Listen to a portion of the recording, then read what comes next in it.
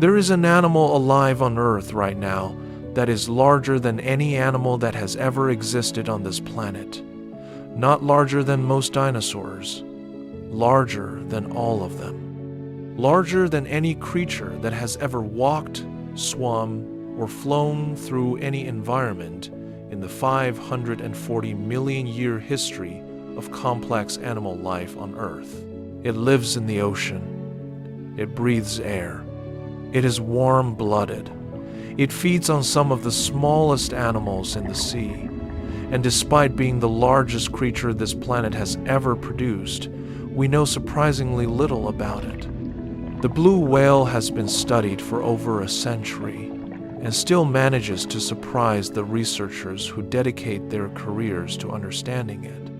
Not because it is rare, though it very nearly was, hunted to the edge of extinction in the 20th century, but because it operates at a scale that our instruments and our intuitions were not built to comprehend. To understand the blue whale, you have to first accept that the categories you use to think about large animals are simply inadequate. Then, you have to build new ones. If you enjoy drifting into the deep ocean and discovering what lies beneath, please consider liking and subscribing. It truly helps more than you know. Are you ready? Let's begin.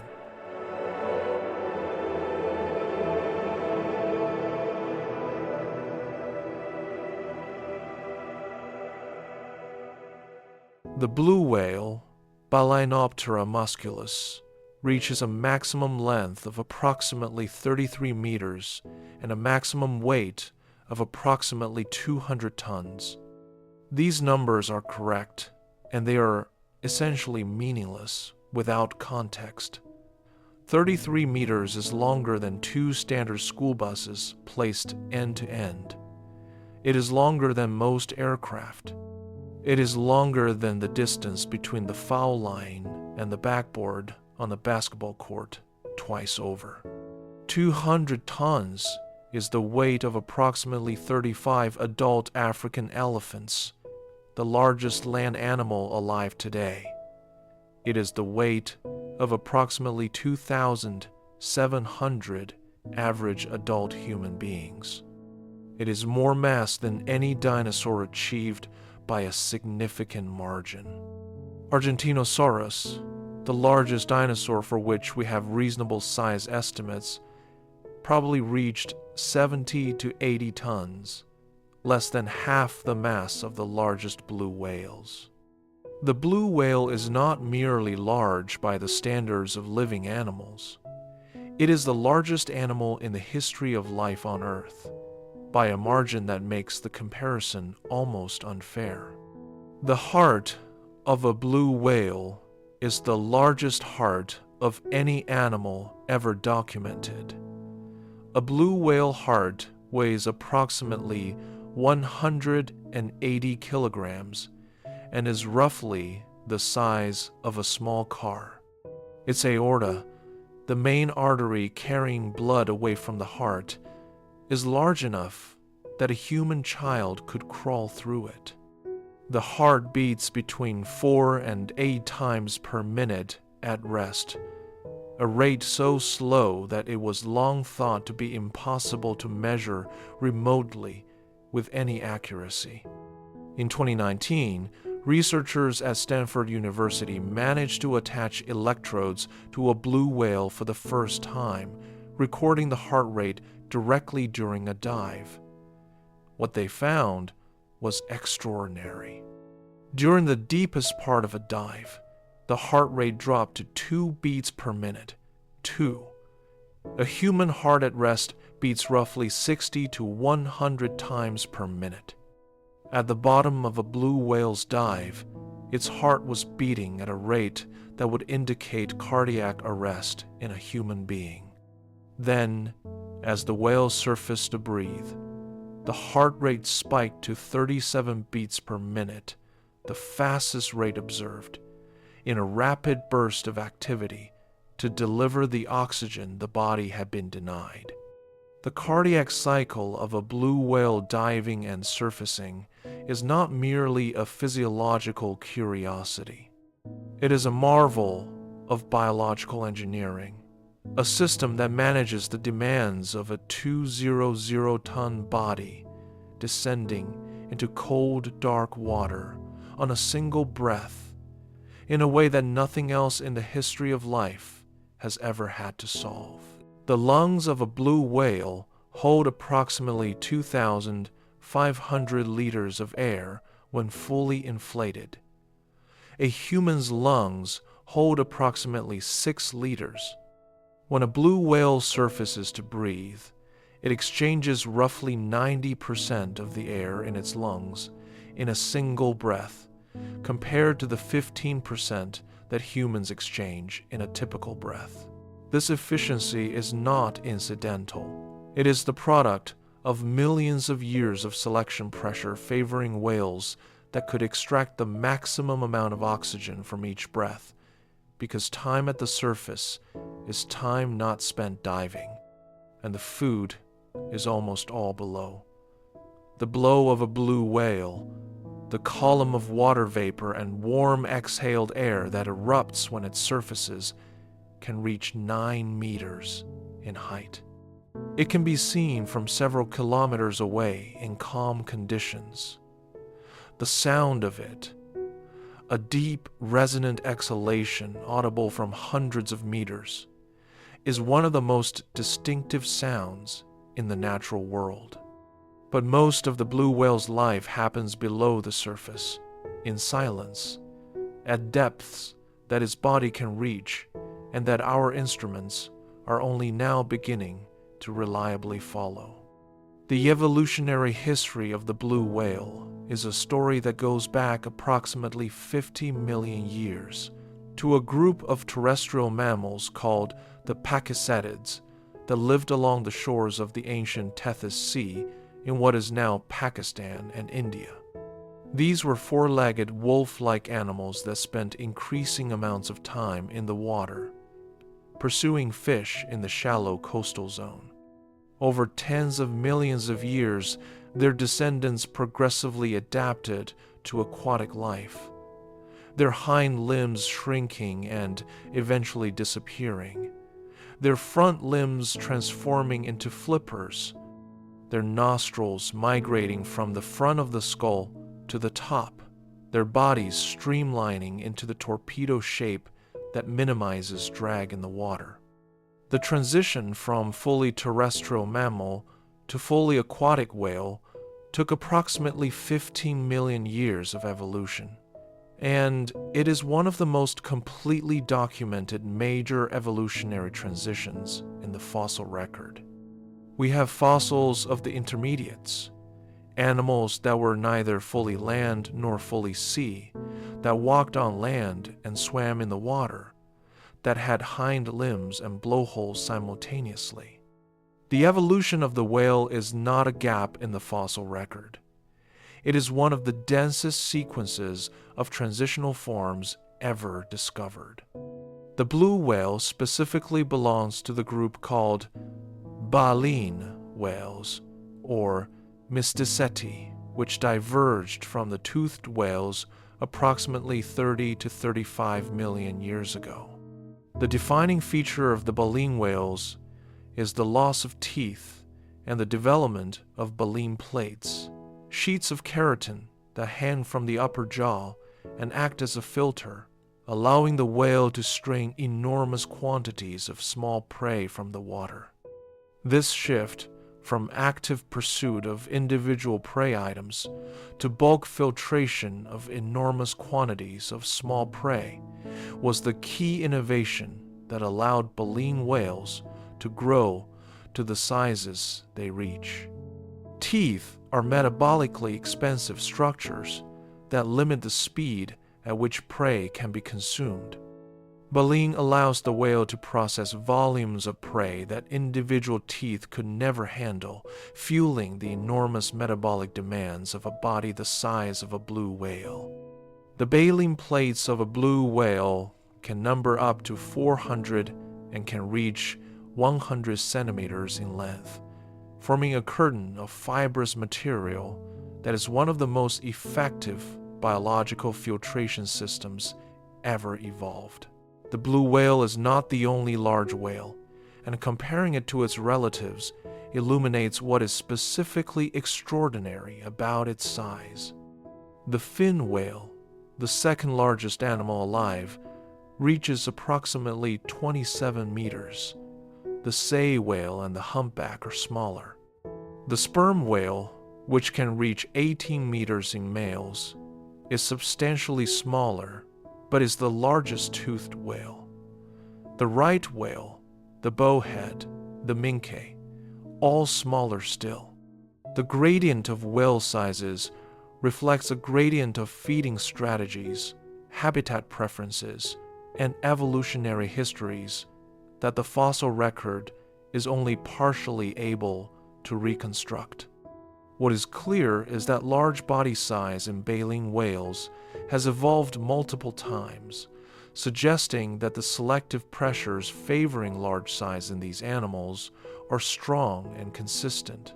The ocean rewards size in baleen whales because larger bodies are more efficient at the physics of lunge feeding, because larger blubber reserves sustain longer fasting migrations, and because at some threshold of body mass, the costs of staying warm in cold water per unit of mass decrease, a consequence of the relationship between surface area and volume.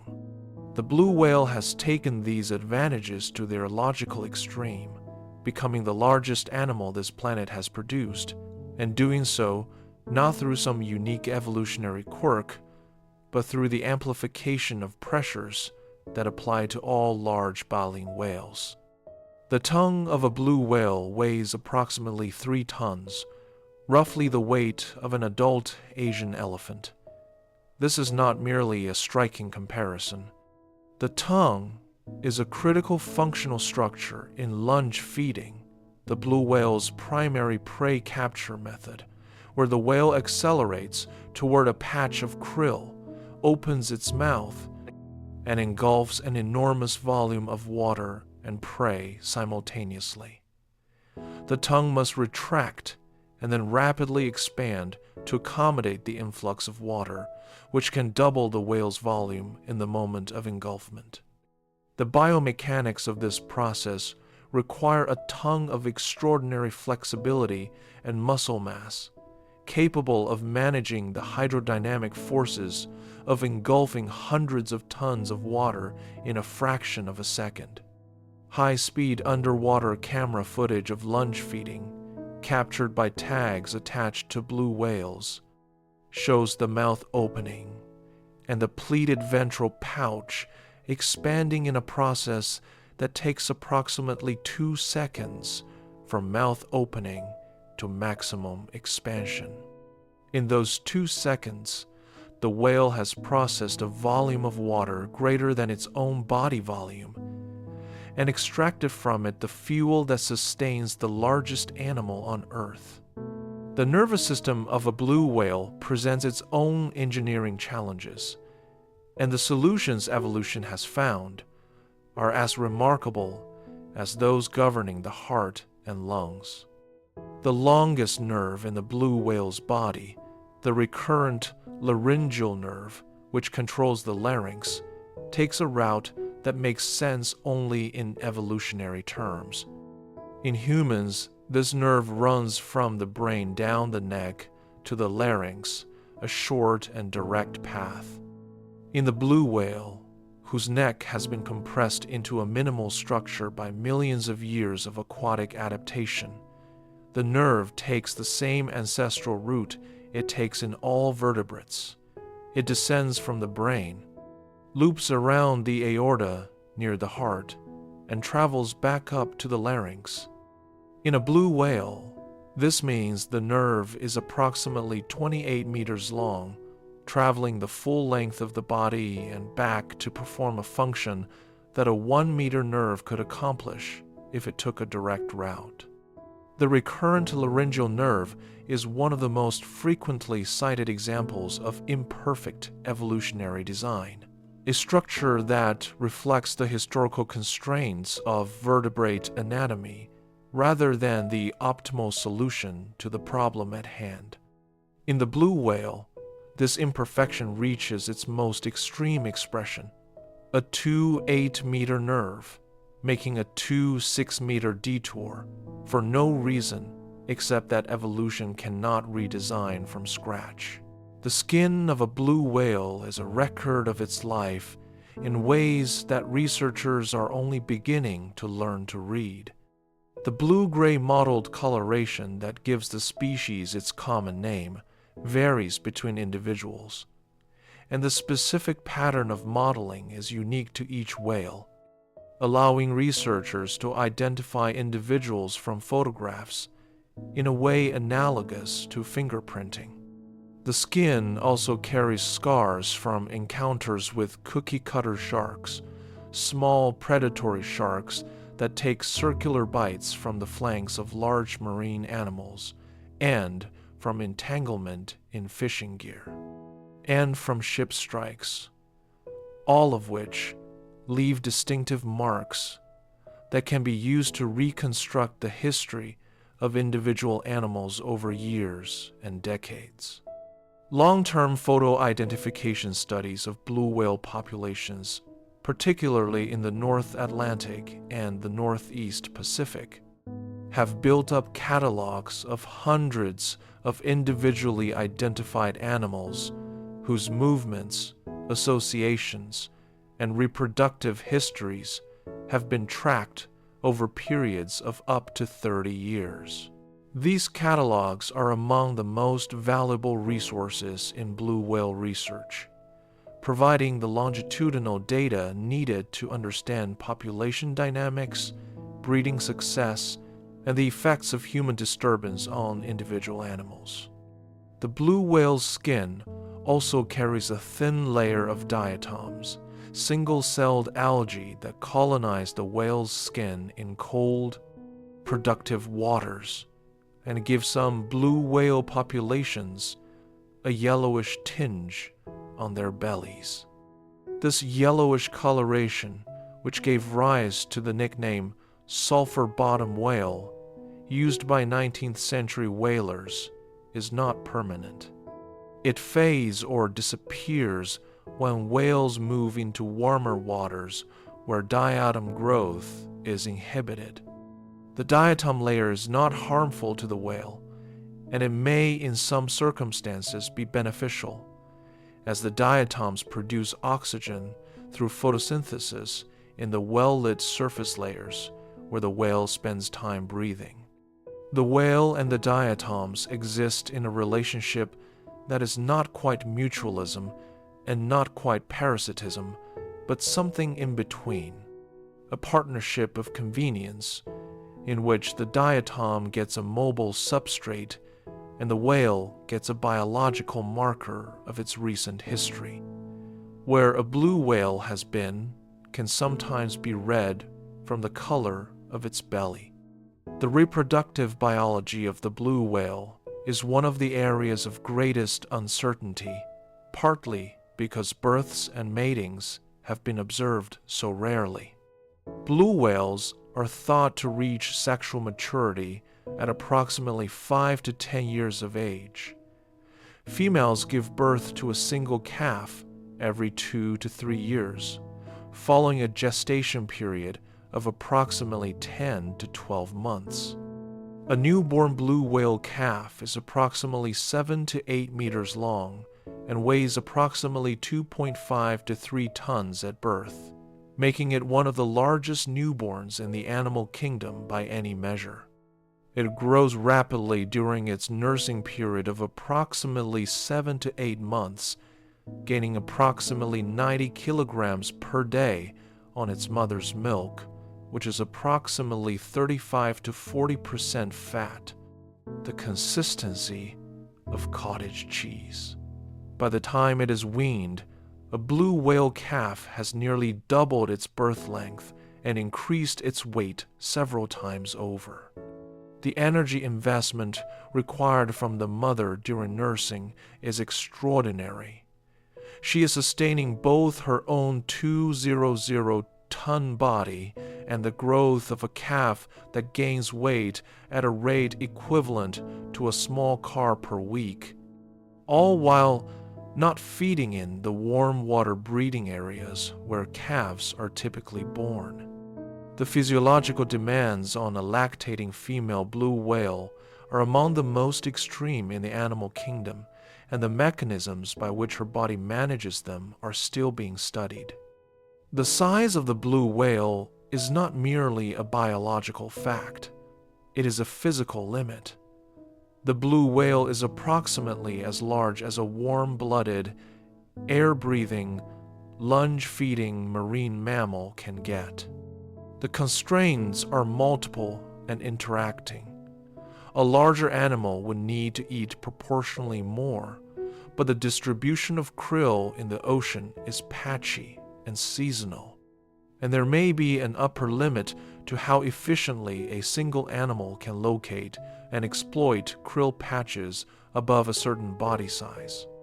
A larger body would take longer to warm after a cold water dive, increasing the metabolic cost of thermoregulation. A larger body would require a larger heart producing higher blood pressure, and there are physical limits to how high blood pressure can go in a circulatory system before the risk of cardiovascular failure becomes prohibitive. The blue whale sits at the intersection of all these constraints, at the point where getting larger would cost more than it gains. It is not the largest animal that evolution could theoretically produce. It is the largest animal that evolution could produce in the specific physical and ecological context of the ocean as it currently exists. And the question of why it is exactly this large, rather than somewhat larger or somewhat smaller, is a question that biologists are still working to answer. The answer, when it comes, will say something fundamental about the physics of life at scale, about the relationship between body size and the resources that bodies require, and about the particular configuration of the ocean that allowed an animal of this size to exist at all. What makes the blue whale's size ultimately inexplicable is not any single anatomical feature, but the integration of all of them. The way that the heart and the lungs and the tongue and the nervous system and the reproductive biology all scale together in ways that are not simply the linear extrapolation of smaller mammal biology. The blue whale is not a large dolphin. It is a different kind of organism, one that operates according to physical and biological principles that have no counterpart in the rest of the animal kingdom. Every system in its body has been modified by evolution to work at a scale that nothing else has ever attempted, and the modifications interact with each other in ways that we are still mapping. The heart that beats twice per minute at depth allows the dive that reaches the krill that requires the 400 baleen plates that produce the tongue biomechanics that demand the 3-tongue tongue that fits inside the falder. 180-kilogram heart.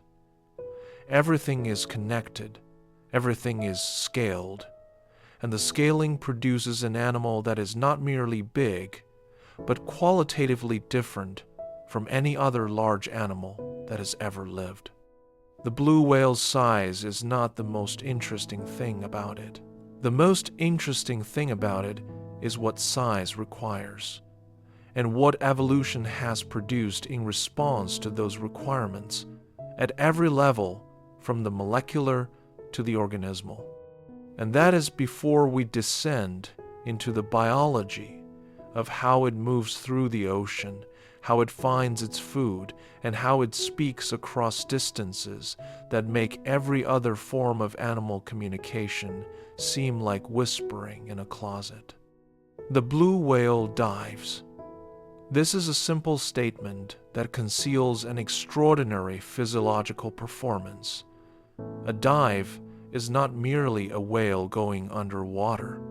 It is a 200-ton air-breathing mammal transitioning from one physical environment to a radically different one, suppressing systems that would be lethal if active at depth, activating others that would be unnecessary at the surface, and doing so on a schedule determined by the availability of food, the demands of the body, and the fundamental constraint that the animal must return to the surface to breathe.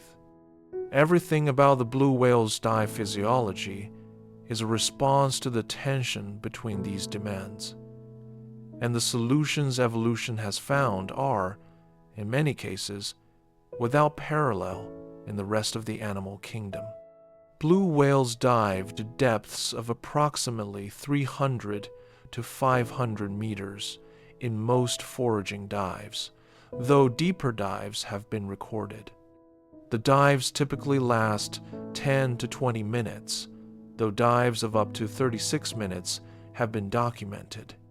These numbers are modest compared to those of the sperm whale, which can dive to 2,000 meters and hold its breath for 90 minutes, but they are sufficient for the blue whale to reach the deep scattering layer where krill aggregate during the day, and the physiological demands of managing even these shallower dives in a body of 200 tons are extraordinary.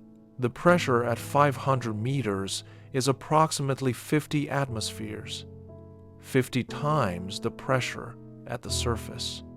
At that pressure, nitrogen dissolves into the blood and tissues at concentrations that would cause decompression sickness in a human diver who surfaced as quickly as a blue whale does. The blue whale surfaces in a matter of minutes from depths of hundreds of meters without any sign of decompression illness. The mechanisms by which it accomplishes this are still not fully understood. The management of nitrogen during deep dives is one of the central problems of marine mammal physiology, and the solutions that different species have evolved reflect the depth and duration of the dives they perform. Human divers, who breathe compressed air at depth, absorb nitrogen into their blood and tissues proportional to the pressure they experience and the time they spend at depth. If they ascend too quickly, the nitrogen comes out of solution as bubbles in the blood and tissues, producing the potentially fatal condition known as decompression sickness, or the bends. Marine mammals that dive to comparable depth and ascend rapidly should, by the same physics, experience the same problem. They do not, or they do not experience it to a degree that causes the visible symptoms seen in human divers. The likely explanation involves several mechanisms working together. Marine mammals compress their lungs during a dive, collapsing the alveoli at a certain depth and preventing further gas exchange between the air in the lungs and the blood. Once gas exchange stops, no additional nitrogen is absorbed regardless of how deep the animal goes. The nitrogen already in the blood and tissues at the point of lung collapse distributes into tissues that have a high affinity for nitrogen, particularly fatty tissues like the blubber, from which it can be released slowly on ascent without forming bubbles. The oxygen management of blue whale dives is better understood and equally remarkable. Before a dive, the blue whale takes a series of breaths at the surface, loading its blood and muscles with oxygen. The blood of marine mammals contains a high concentration of hemoglobin, the oxygen-carrying protein in red blood cells, and their muscles contain an extraordinarily high concentration of myoglobin, the analogous protein in muscle tissue. Myoglobin gives the muscles of marine mammals their characteristic dark coloration, sometimes nearly black, because myoglobin is highly concentrated and deeply pigmented. The oxygen stored in the myoglobin of a blue whale's muscles provides a reservoir that can sustain aerobic metabolism for the first minutes of a dive before the oxygen in the blood is depleted. When the blood oxygen runs low, the whale activates a suite of physiological responses collectively called the diving reflex. Heart rate drops dramatically, as observed in the Stanford study. Blood flow is redirected away from peripheral tissues and toward the heart, brain, and other organs that cannot tolerate oxygen deprivation. Some peripheral tissues switch from aerobic metabolism to anaerobic metabolism, producing lactic acid as a byproduct. This lactic acid accumulates in the muscles during the dive and is cleared rapidly after the whale surfaces and resumes breathing.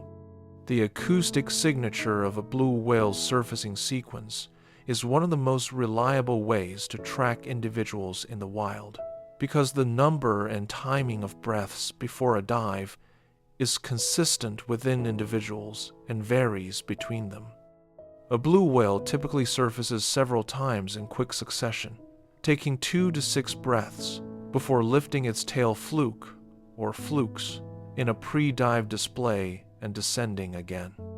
The fluke display, the lifting of the tail out of the water before a deep dive, is not seen in all blue whale dives, which has led to debate about what triggers it.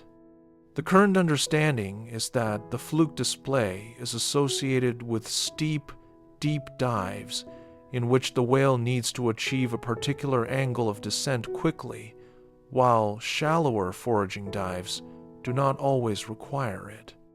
The flukes are the blue whale's primary propulsive structure, large horizontal tail fins that can span 7 to 8 meters from tip to tip, driven up and down by the powerful muscles of the tailstock. A single fluke stroke can drive the whale forward by several body lengths.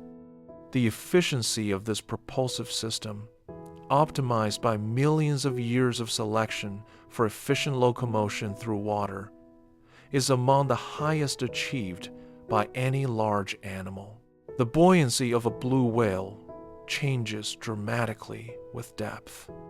Near the surface, the whale's body, filled with air in its lungs and containing a thick layer of blubber that is less dense than water, is positively buoyant, tending to float upward. As the whale descends and the pressure compresses the air in its lungs, its buoyancy decreases. At a certain depth, called the neutral buoyancy depth, the whale neither floats nor sinks. Below that depth, it becomes negatively buoyant and begins to sink under its own weight, allowing it to glide passively without expending energy on swimming. This passive descent saves energy during the deepest parts of the dive, when the whale is traveling through the water column toward its krill patch. On the ascent, the whale's buoyancy shifts back toward positive as the air in its lungs re-expands at lower pressure, helping it return to the surface without excessive muscular effort. The management of buoyancy across the depth range of a blue whale's dive is a continuous process of adjustment mediated by changes in lung volume, muscle activity, and the passive physics of pressure, temperature, and the density differences between the whale's body and the surrounding water. The locomotion of the blue whale at the surface is slow by the standards of smaller, more agile marine mammals. Cruising speed is approximately 5 kilometers per hour, a pace that reflects both the energy demands of moving a 200-ton body and the relative unimportance of speed in an animal whose prey does not run away. Krill, the primary food of blue whales, do not flee rapidly from an approaching whale, and the blue whale does not need to outswim them. What it needs is to detect krill patches from a distance and approach them efficiently. When feeding, the lunge feeding acceleration required to engulf a krill patch adds a brief burst of speed, estimated at 8 to 11 kilometers per hour during the lunge itself, but this is sustained for only a few seconds. The sustained swimming speed of a blue whale in long-distance migration can be somewhat higher than cruising speed, around 8 kilometers per hour. But even at this speed, the animal is covering distances slowly by the standards of migratory birds or fish. What the blue whale lacks in speed, it compensates for in endurance. Traveling thousands of kilometers between feeding grounds and breeding areas on the energy reserves stored in its blubber, reserves that can sustain the animal through months of fasting in the warm water breeding areas where food is scarce. The blubber layer of a blue whale serves multiple functions simultaneously.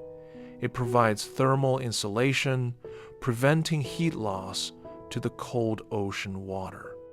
It stores energy, providing the fuel for long migrations and the fasting periods associated with breeding and calving.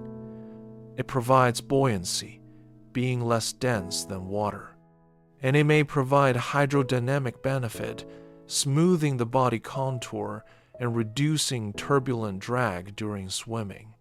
The thickness of the blubber layer varies with season and the animal's nutritional state, being thickest at the end of the feeding season in summer and thinnest at the end of the fasting period in winter. In a well-fed blue whale, the blubber can be 30 to 50 centimeters thick, representing a significant fraction of the animal's total body mass. The energy content of this blubber, rich in fat and calories, is what makes long migrations physiologically possible for an animal that cannot feed efficiently in the warm, oligotrophic waters where it breeds. The blue whale's body is, in this sense, its own fuel tank, storing the energy harvested in the cold, productive feeding grounds and carrying it to the warm, unproductive breeding areas where it is spent sustaining the mother's metabolism and the growth of the calf. The heart rate data collected by the Stanford team in 2019 has opened new avenues for understanding the physiological limits of blue whale diving. But it has also raised new questions. The observation that heart rate drops to 2 beats per minute at depth implies that the cardiac output, the volume of blood pumped per minute, is reduced to a fraction of its surface value, and that the tissues of the diving whale are functioning on an oxygen supply that would be grossly inadequate by surface standards. How the brain and other highly oxygen-dependent tissues manage at these oxygen levels is not fully understood. The brains of marine mammals appear to have adaptations for tolerance of low oxygen levels that are not present in terrestrial mammals, but the specific molecular mechanisms of this tolerance in blue whales have not been directly studied. The heart rate data provides the outline of a physiological story. The details of that story, the molecular and cellular biology that allows a 200-ton animal to suppress its cardiac function to 2 beats per minute and resume normal activity minutes later, remain to be written.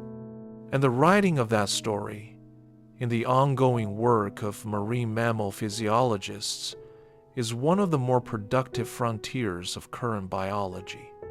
The thermal physiology of blue whale diving connects to a broader question about how large marine mammals regulate their body temperature across the extreme range of environments they inhabit. A blue whale feeding at depth in the North Pacific is surrounded by water at 4 to 8 degrees Celsius.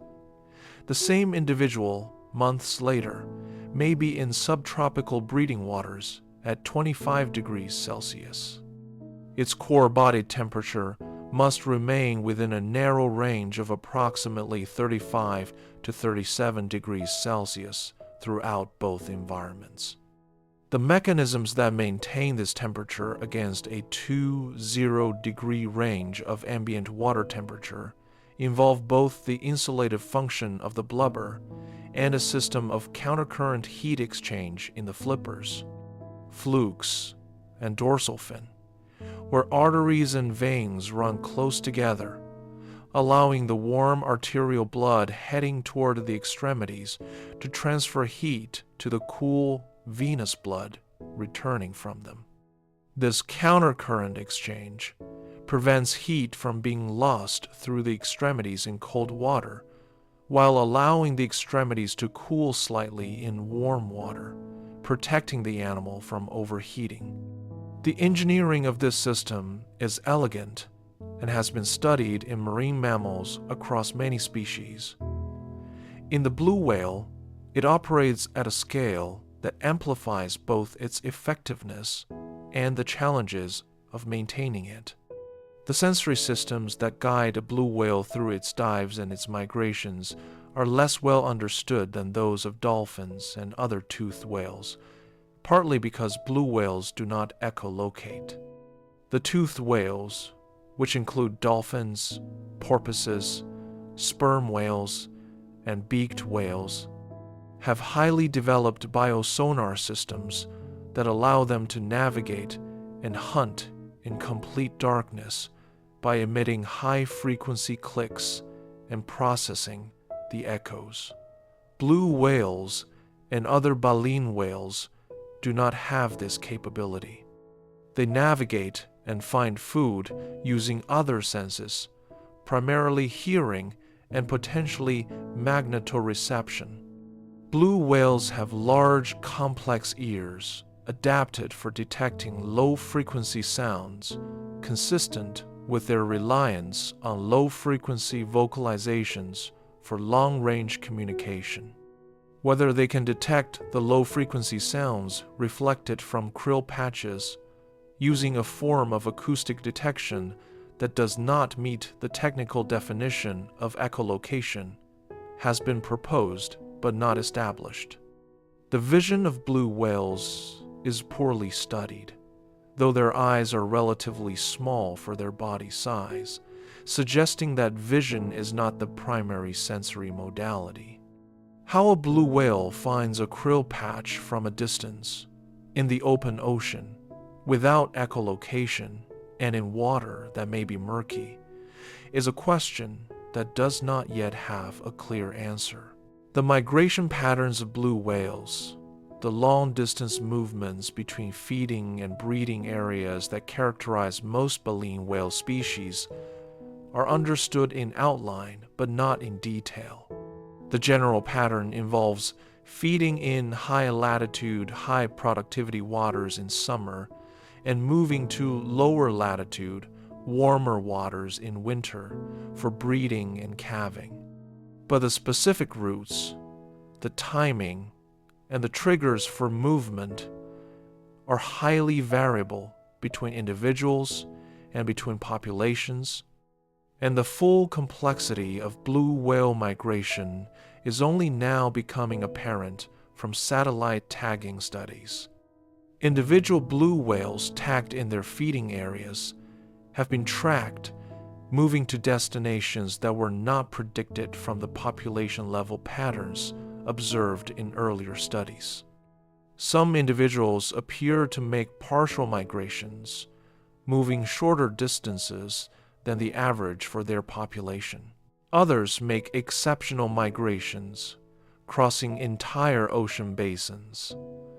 The migration of blue whales is not a simple annual circuit between two fixed points. It is a flexible response to environmental conditions, prey availability, and individual circumstance, shaped by both genetics and learning, and variable enough to make prediction difficult. What drives the migration, what cues the whale uses to time its departure and navigate its route, is a question that satellite tagging is helping to answer, but has not yet resolved. The recovery from a dive is as physiologically interesting as the dive itself. When a blue whale surfaces after a deep foraging dive, it is in a state of oxygen debt and lactic acid accumulation in its muscles.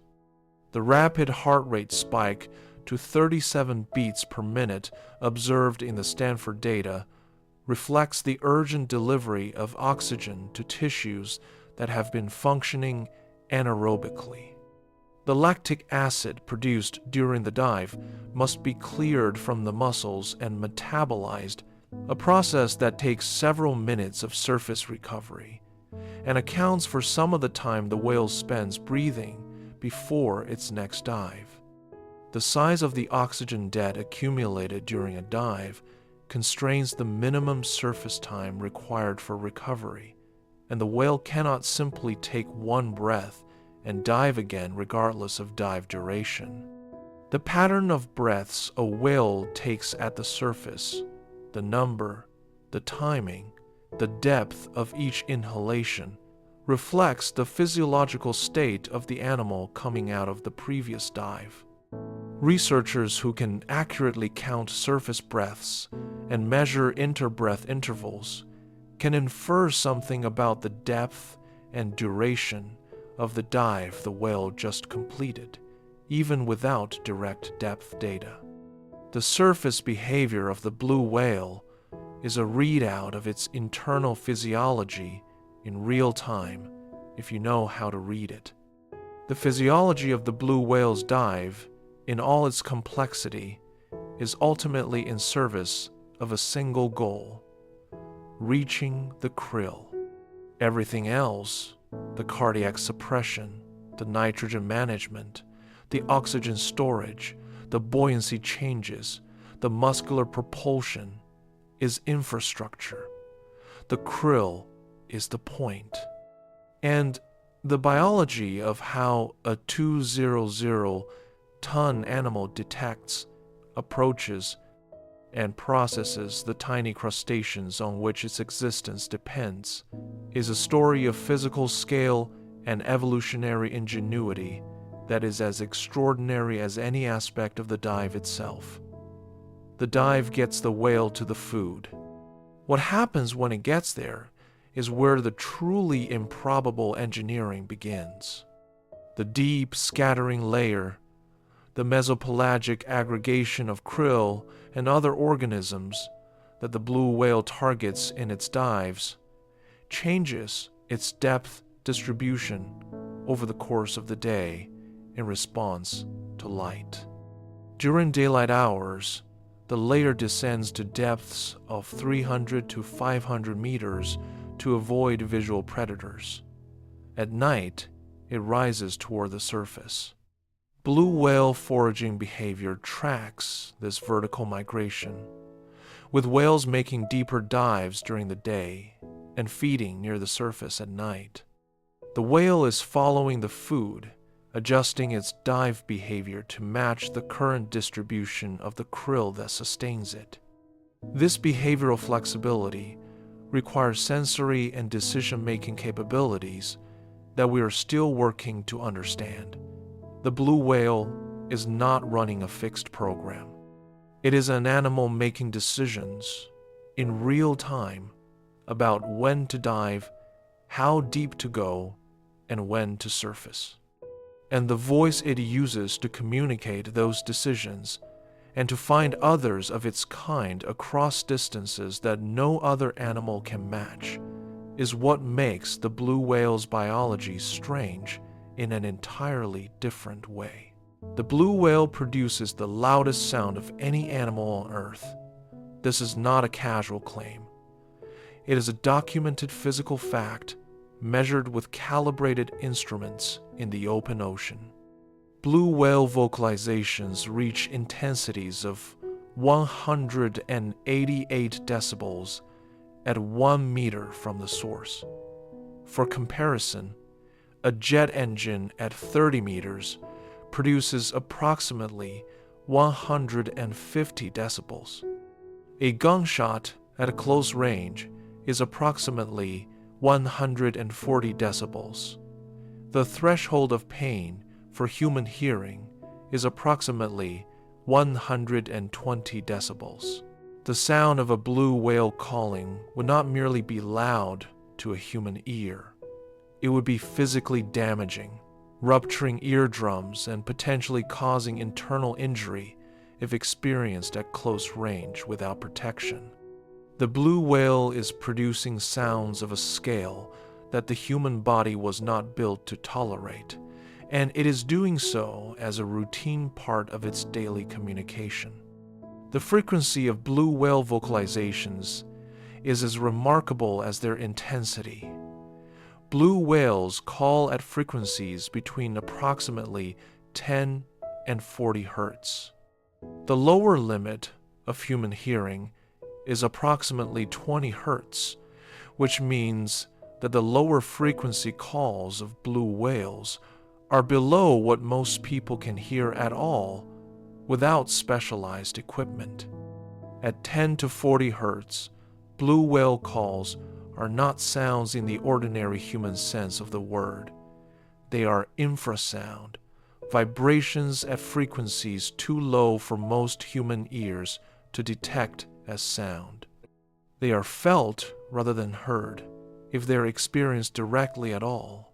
The fact that blue whales have been communicating with each other in frequencies inaudible to human beings for millions of years, entirely beneath the threshold of human perception, is a reminder that the sensory world of the blue whale is not a scaled-up version of the human sensory world.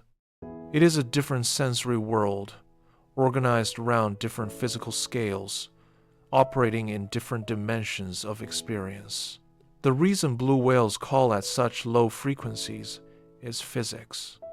Low-frequency sounds travel farther in water than high-frequency sounds because they lose less energy to absorption and scattering as they propagate.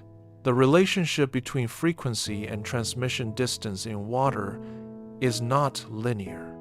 A sound at 20 Hz propagates through water with far less attenuation than a sound at 200 Hz, and a sound at 200 Hz propagates far better than one at 2000 Hz. For an animal that needs to communicate across ocean basins, the selection pressure to call at the lowest possible frequency is strong. The lower the frequency, the farther the call travels. The farther the call travels, the larger the area within which other blue whales can be detected and located. In an ocean where blue whale population densities are low, where individuals may be separated by hundreds or thousands of kilometers, the ability to call at infrasonic frequencies is not merely an adaptation. It is the prerequisite for social communication at all.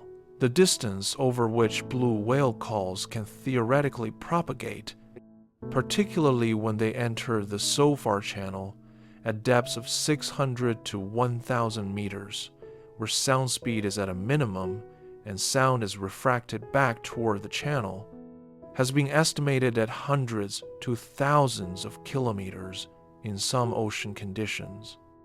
Whether blue whales actually communicate across these distances, or whether the long-range propagation of their calls is an incidental consequence of the physics rather than a communicative function, is debated.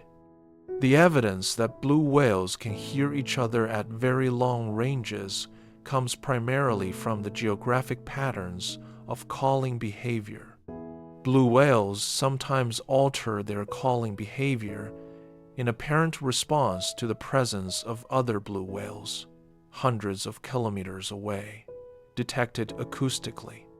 But establishing direct communication at transoceanic ranges is methodologically difficult, and the evidence remains inferential. What is not debated is that blue whale calls propagate much farther than those of any other animal, and that the social and ecological implications of this long-range acoustic capability are profound and poorly understood. The structure of blue whale calls varies between populations and between ocean basins. The North Pacific, North Atlantic, and Southern Ocean populations each produce calls with distinct frequency characteristics and temporal patterns sufficiently different that acoustic recordings can be used to identify which population a given whale belongs to without seeing the animal. These population-specific call types have been described as dialects by analogy with the geographic variation in human language, though the analogy is imperfect. The dialects of blue whales are more consistent within populations and more different between populations than dialects in human languages, and they appear to be relatively stable over the timescales that have been studied, suggesting that they are learned and transmitted culturally rather than genetically encoded. The existence of cultural transmission in blue whale acoustic behavior has significant implications for how we understand the social structure and cognitive capabilities of these animals. An animal that learns its dialect from other members of its population and that maintains a population-specific call type through cultural transmission across generations is an animal with a degree of social learning and cultural continuity that was not predicted from what was known about baleen whale biology in the early decades of acoustic research. One of the most remarkable findings in blue whale acoustic research is the discovery that call frequencies have been declining across multiple populations over the past several decades. In every population for which long-term acoustic records exist, including the Northeast Pacific, the Northeast Atlantic, and several Southern Ocean populations, the frequency of the characteristic calls has been decreasing measurably since acoustic monitoring began in the 1960s and 1970s. The rate of change is slow, a fraction of a hertz per year, but it has been consistent across populations and across decades, producing a total frequency change of several hertz in populations that have been monitored for 50 or more years. The cause of this frequency shift is not definitively established, but the leading hypothesis is that it reflects the recovery of blue whale populations from the devastation of 20th century commercial whaling. As populations increase, the acoustic competition between calling males increases, and the optimal strategy for an individual male may shift to calling at a slightly lower frequency, which propagates farther and is therefore more likely to reach females at distance. Under this hypothesis, the declining call frequencies are a signature of population recovery, a measurable acoustic consequence of the fact that there are more blue whales calling in the ocean now than there were 50 years ago. If this interpretation is correct, the acoustic record of blue whale call frequencies is a direct measure of population health, written in the physics of sound propagation. The calls of male blue whales are thought to function primarily in mate attraction, analogous to the songs of birds, though the analogy should not be pressed too far. Male blue whales produce the characteristic low-frequency calls most intensively during the breeding season and in breeding areas. Females are generally less vocal.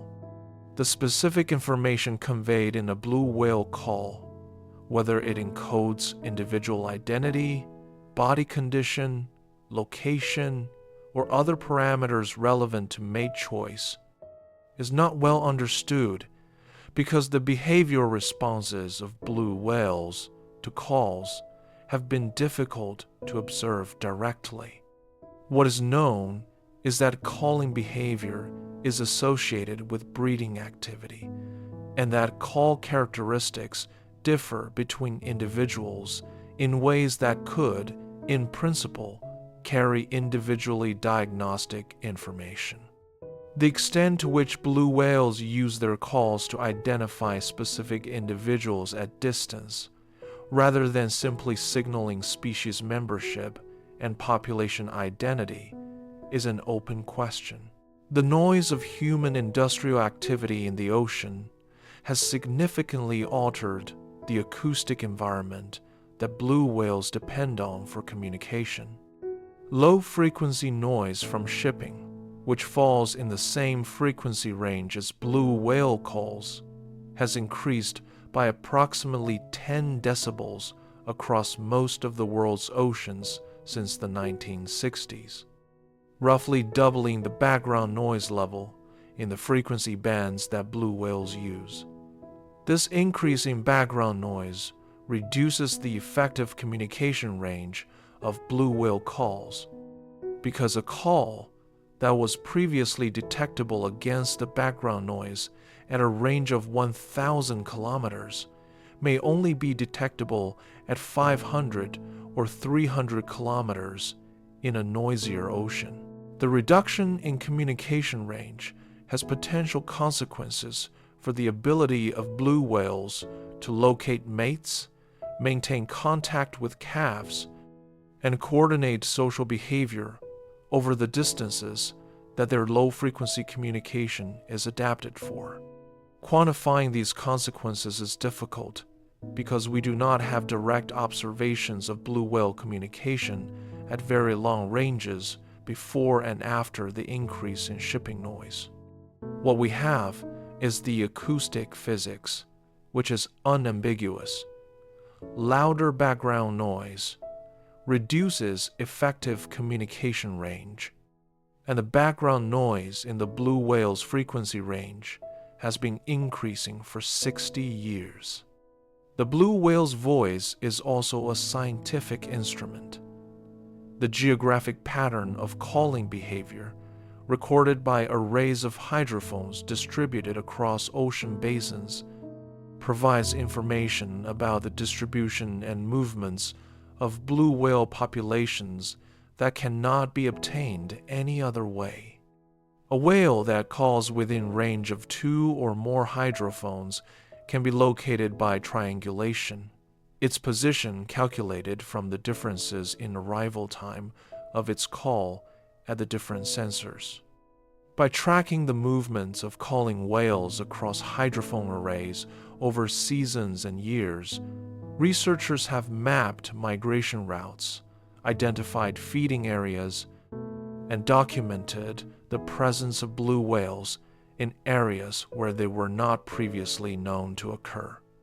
The acoustic monitoring of blue whale populations has revealed aspects of their distribution and behavior that visual surveys, limited by weather and visibility, and the small fraction of the ocean that can be monitored by ships at any one time, would never have detected. The blue whale's extraordinary voice is not merely a communication system. It is, inadvertently, a broadcasting system, announcing the whale's presence and position to any instrument sensitive enough to receive the signal.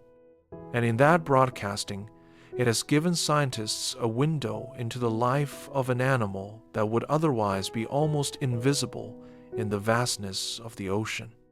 The seasonal pattern of blue whale calling has been studied in detail in the Northeast Pacific, where a long-term acoustic monitoring program has accumulated decades of recordings. Blue whales in this region call most intensively in the late summer and autumn, during the feeding season in the productive waters off the California coast and in the Gulf of Alaska, As winter approaches and the whales begin to move toward breeding areas in the subtropical Pacific, calling intensity decreases. Whether this seasonal pattern reflects the role of calling in mate attraction, the role of calling in coordinating migration, or some combination of factors is still being investigated. What the seasonal pattern demonstrates is that blue whale calling is not random background noise. It has structure, temporal and geographic, that reflects the biology of the animals producing it.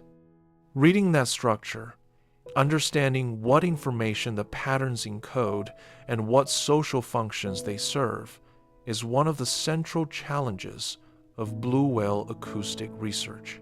The role of calling in mother-calf communication is another aspect of blue whale acoustics that is poorly documented but likely significant.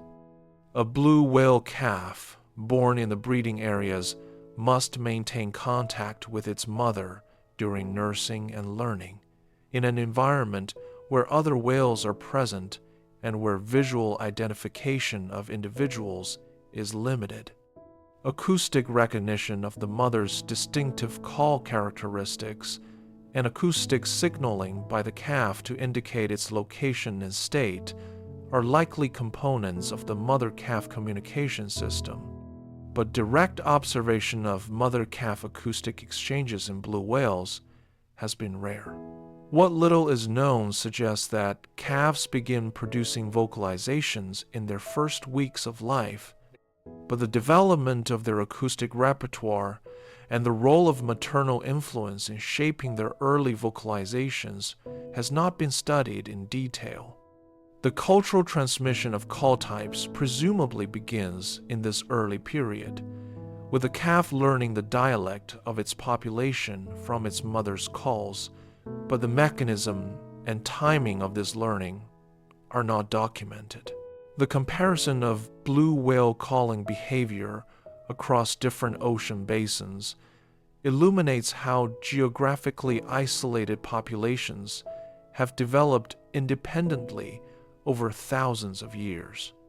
The Northeast Pacific, the Northeast Atlantic, the Indian Ocean, and the Southern Ocean each harbor populations with distinct call types that have been sufficiently separated by geography and oceanography to diverge acoustically while remaining the same species. The degree of acoustic divergence between populations parallels the degree of genetic divergence measured by DNA analysis, suggesting that acoustic and genetic isolation have proceeded in tandem. This parallel divergence is consistent with cultural transmission of call types. Populations that have been geographically separated for long periods have both accumulated genetic differences and maintained or developed distinct acoustic traditions. The blue whale is, in this sense, a culturally differentiated species. Its populations distinguished not only by genetics and morphology, but by the specific sounds they produce, sounds passed down through learning across generations. The voice of the blue whale is not merely a physical signal. It is a cultural artifact, carrying information about the history of the population that produces it and the social connections that have maintained its specific form across time.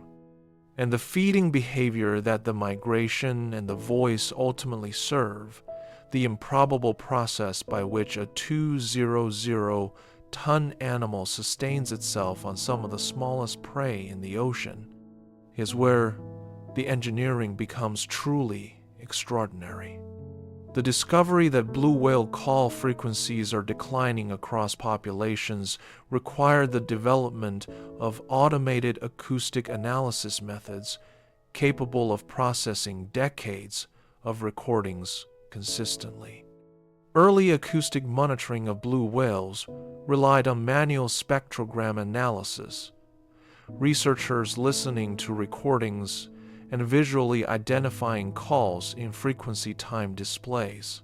This approach is accurate but slow and limited in scale. The development of automated detectors, computer algorithms trained to identify blue whale calls in acoustic recordings, has allowed researchers to process years of continuous hydrophone data in days rather than decades. The automated analysis of the SOSUS recordings, which captured blue whale calls incidentally alongside the submarine signatures they were designed to detect, has provided the long-term frequency records that documented the declining call frequencies.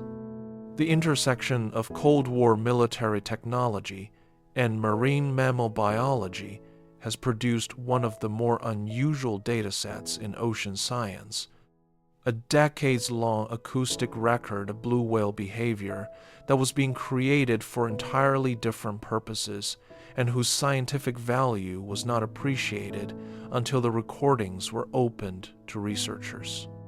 The application of machine learning to blue whale acoustic analysis is accelerating the pace of discovery in ways that were not possible a decade ago. Modern deep learning algorithms can be trained on libraries of verified blue whale calls and then applied to new recordings with a speed and accuracy that exceeds human annotators for routine call detection. More sophisticated applications are beginning to extract individual-specific information from calls, attempting to determine whether the acoustic characteristics of a call are sufficient to identify the specific whale that produced it, analogous to voice recognition in human speech.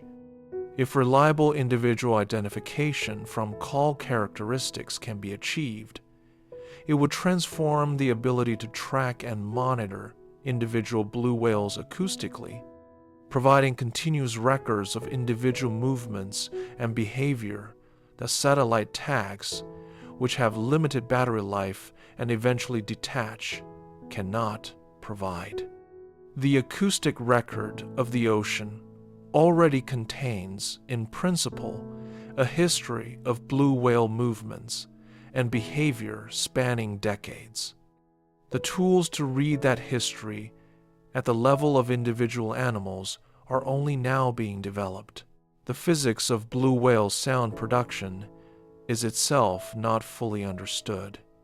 The mechanism by which a mammal produces sound in air through the vibration of vocal cords in the larynx is well established. The mechanism by which a blue whale produces sounds of 188 decibels at frequencies of 10 to 40 hertz underwater, without exhaling air from its lungs, is considerably less clear. Marine mammals are thought to produce sounds by recycling air through laryngeal sacs without the continuous exhalation required in air. But the specific anatomy of the blue whale's sound-producing system and the precise mechanical events that generate a 188 decibel call have not been directly observed. Dissection of deceased blue whales has provided anatomical information, but connecting that anatomy to the acoustic output requires observations of the living system that are extraordinarily difficult to obtain. The loudest voice in the ocean remains, in its mechanical details, partly unexplained. What is fully explained, or rather what demands its own accounting, is how the animal that produces this voice manages to eat enough to sustain itself. A blue whale eats approximately 40 million krill per day during peak feeding season. This number requires unpacking. Krill, the small crustaceans of the order Euphausiacea, are typically 1 to 2 centimeters long and weigh approximately 0.5 to 1 gram each. 40 million of them represent between 20,000 and 40,000 kilograms of prey, depending on species and size class. That is between 20 and 40 tons of food consumed every day by a single animal. The blue whale achieves this by executing up to 100 or more lunge feeding events per day during peak feeding, each one engulfing a volume of water and krill that temporarily exceeds the whale's own body volume. The feeding process is one of the most energetically intense behaviors in the animal kingdom, and the fact that it produces a net energy surplus sufficient to sustain a 200-ton body, fund a long migration, and in females support pregnancy and lactation is a consequence of the extraordinary biomechanical efficiency of lunge feeding and the extraordinary density of krill aggregations in the productive, high-latitude waters where blue whales feed. The krill that blue whales target are not uniformly distributed across the ocean. They aggregate in dense patches, driven by oceanographic conditions that concentrate them. Upwelling zones where cold, nutrient-rich water rises to the surface and supports the phytoplankton that krill feed on. Frontal zones where water masses of different temperatures meet, and certain topographic features like seamounts and shelf edges where currents interact with the bottom. A blue whale feeding in the Southern Ocean or the North Pacific is not swimming randomly through the water hoping to encounter krill. It is locating and targeting specific patches, often diving multiple times into the same patch before moving on to the next. How the whale locates these patches from a distance, as discussed in the context of its sensory systems, is not fully understood, but the behavioral evidence from tag whales is clear. Blue whales make repeated foraging dives to the same depth and location when a krill patch is present, and their movement patterns show systematic searching behavior when patches are absent. The mechanics of lunge feeding have been studied in detail using suction cup-attached data loggers that record depth, acceleration, and orientation, allowing researchers to reconstruct the three-dimensional kinematics of each feeding event. What these tags have revealed is a sequence of events that lasts approximately 2 seconds from initiation to completion. The whale is typically swimming horizontally at moderate speed when it detects a krill patch above or below it. It then accelerates toward the patch, rotating its body to approach at an angle that maximizes the volume of the patch it will engulf. As it approaches the krill, it opens its mouth to a maximum gape angle of approximately 70 to 90 degrees, exposing the pleated ventral pouch that is the key structural innovation of rorqual feeding. The drag created by the open mouth and the filling pouch is enormous, decelerating the whale rapidly. The acceleration and deceleration of a lunge feeding event can exceed the acceleration of a car in both directions. In an animal weighing 200 tons, sustained by the power output of muscles that represent a significant fraction of the whale's total body mass.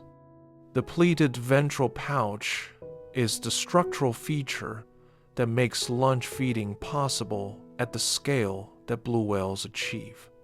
It is a highly extensible region of the throat and belly, lined with a unique tissue called the ventral groove blubber, which consists of a blubber layer with longitudinal grooves or pleats. When the mouth opens and water rushes in, the pleated ventral pouch expands to accommodate the influx. Stretching from its resting configuration to an expanded state that can hold more than 70,000 liters of water and prey. This expansion is not driven by muscular action. It is driven by the hydrodynamic force of the water rushing in as the whale decelerates. And the tissue of the ventral groove blubber must be extensible enough to accommodate this rapid inflation without tearing.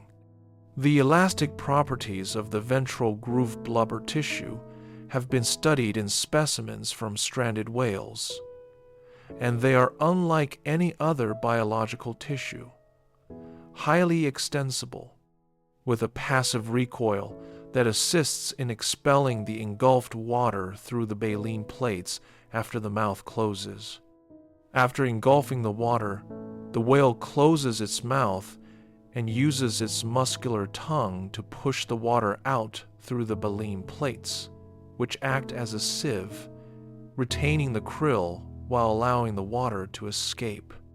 The baleen plates hang from the roof of the mouth in parallel rows, their fibrous inner edges fraying into a mat of fine hairs that capture krill as the water filters through.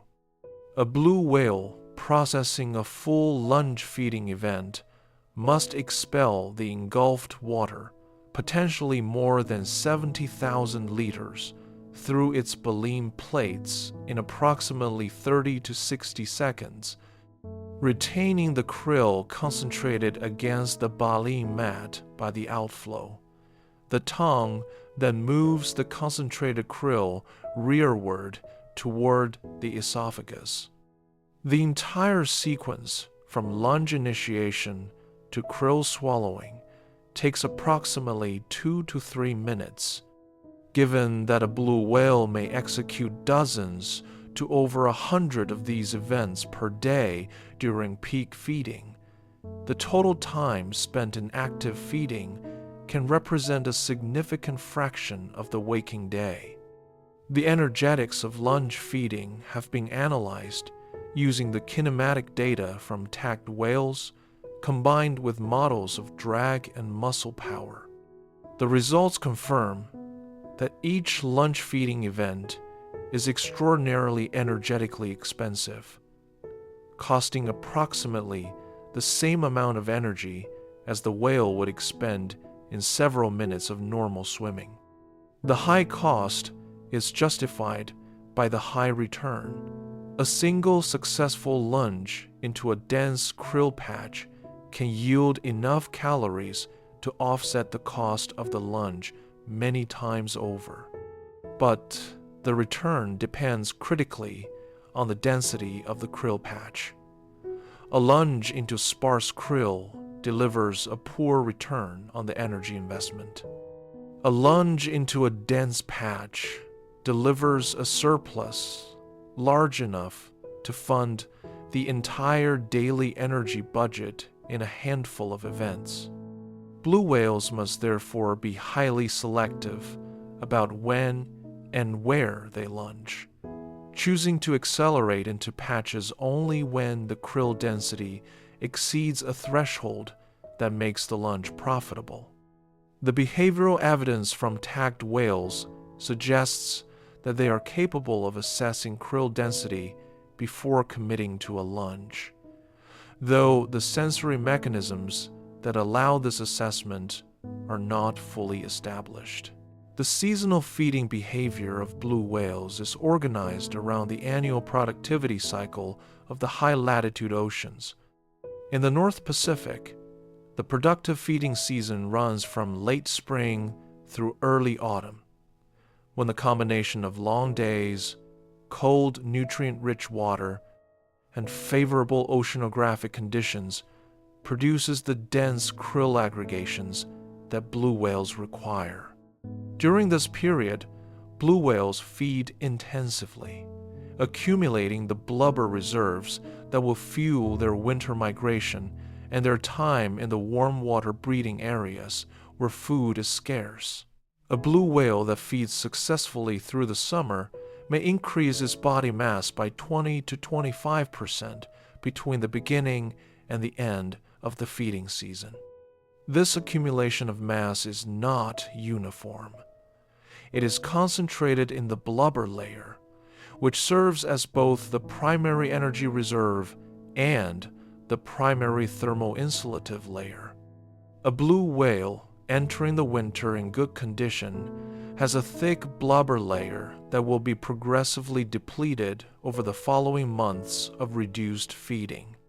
A blue whale entering the winter in poor condition, having failed to accumulate sufficient reserves during the feeding season, faces the winter with a deficit that may affect reproductive success, calf survival, and ultimately its own survival. The interannual variability of krill abundance is one of the primary drivers of blue whale population dynamics. In years when krill are abundant and well distributed, blue whales feed successfully, accumulate large reserves, and reproductive success is high. In years when krill are sparse or concentrated in areas inaccessible to the whales, feeding success is lower, body condition declines, and reproductive output is reduced. This dependence on krill abundance makes blue whale populations sensitive to the oceanographic conditions that drive krill productivity, including sea surface temperature, upwelling intensity, and the timing and extent of the spring phytoplankton bloom. Climate change is altering all of these conditions in the North Pacific and Southern Ocean, shifting the timing and location of productive krill patches in ways that may or may not align with the established foraging patterns of blue whales. How blue whales will adapt their foraging behavior to a changing krill distribution, and whether the rate of change in their food supply will exceed the rate at which they can adapt, is one of the central conservation questions for this species over the coming decades. The relationship between blue whales and their krill prey is also mediated by the whale's own impact on the krill population. Blue whales consume enormous quantities of krill, but the krill populations they target are themselves enormous, and the question of whether blue whale predation is a significant top-down control on krill abundance is not settled. In the highly productive feeding areas where blue whales concentrate, krill populations can number in the trillions, and the removal of 40 million individuals per day by a single whale, or even by hundreds of whales in a concentrated feeding area, may represent a small fraction of the total krill biomass. There is some evidence that the recovery of whale populations following the end of commercial whaling has led to increased krill consumption and potentially to some suppression of krill populations in certain areas, but disentangling this effect from the many other factors affecting krill abundance is methodologically difficult. What is clear is that blue whales and krill have been locked in an ecological relationship for millions of years, that this relationship has shaped the evolution of both the blue whale's extraordinary feeding apparatus and the behavior of krill aggregations, and that understanding it fully requires understanding the ocean system as a whole, from the phytoplankton at the base to the largest predator at the top. The iron cycling that blue whales mediate through their feeding and defecation has attracted scientific attention as an unexpected dimension of their ecological role. Blue whales feed on krill in deep, iron-rich water and defecate at the surface, where their fecal plumes, rich in iron and other nutrients, fertilize the surface ocean and stimulate phytoplankton growth. This process, sometimes called the whale pump, effectively moves iron from the deep water, where it is abundant, to the surface, where it is often limiting to primary productivity. Estimates of the quantity of iron recycled through whale defecation in productive ocean regions suggest that it may be a significant fraction of the total iron input to the surface ocean in those areas. If so, the restoration of blue whale populations after commercial whaling would contribute to increased surface ocean productivity, increased biological pump efficiency, and increased carbon sequestration, making whale conservation not only a biodiversity issue, but a carbon accounting issue. The calculations are uncertain, the estimates are rough, and the causal chains are long. But the direction of the effect, more whales mean more iron recycling, mean more phytoplankton, mean more carbon sequestration, is consistent with the basic oceanography and has been the subject of serious scientific investigation. The blue whale's role in nutrient cycling extends beyond iron. Their fecal plumes are rich in nitrogen and phosphorus as well, nutrients that are limiting to phytoplankton growth in many ocean regions. The spatial pattern of whale feeding and defecation, concentrated in areas of high krill density that often correspond to naturally productive regions, means that whale nutrient cycling reinforces existing areas of high productivity rather than fertilizing otherwise barren areas. But the magnitude of the nutrient input from whale defecation in concentrated feeding areas may be sufficient to measurably enhance productivity even in already productive regions, and the removal of that input through commercial whaling may have contributed to productivity declines that were attributed to other causes. The ecology of the blue whale, in other words, is not confined to the whale itself. It extends through the food web, through the nutrient cycles, through the productivity of the surface ocean, and ultimately through the global carbon cycle. An animal that was hunted nearly to extinction without anyone fully appreciating what was being lost is now recovering, slowly, and in recovering it is restoring ecological functions that the ocean had been doing without for decades. What the full restoration of blue whale populations would mean for ocean productivity and carbon sequestration is a question with implications beyond marine conservation. Touching on the role of large animals in planetary biochemistry in ways that science is only beginning to explore. The krill patch decision-making of blue whales illustrates a cognitive capability that is rarely discussed in the context of baleen whale biology: spatial memory.